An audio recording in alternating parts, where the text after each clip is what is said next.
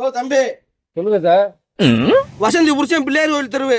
என் பொண்டாட்டி என்ன தேவையெல்லாம் பேசிட்டு வந்திருக்கேன். லோனு தான் உன்ட்ட வாங்கியிருக்கேன். உன்ட்ட காலத்துக்கு அடைமணி எழுதியா கொடுத்துருக்கேன்.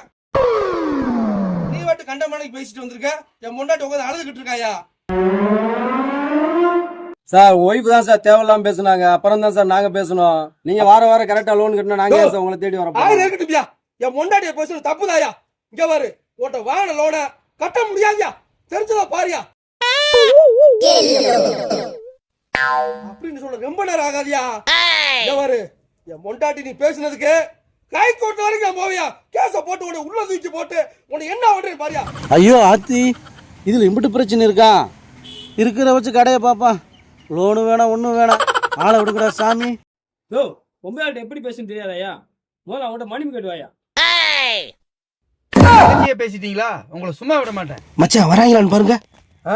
வர்றாங்க மச்சான்.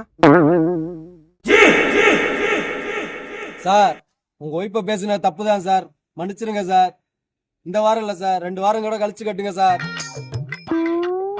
ரெக்வெஸ்ட் பண்றதுனால நான் வந்து உங்களை மன்னிக்கிறேன். இனிமேலாவது பொம்பளை பிள்ளைகிட்ட எப்படி பேசணும் பார்த்து பேசுங்க. போங்க. சரிங்க சார். சரிங்க சார். ஆமா மச்சான், நினைச்சா சாதிச்சிட்டேன் மச்சான். விட்டுருவோமா மச்சான்.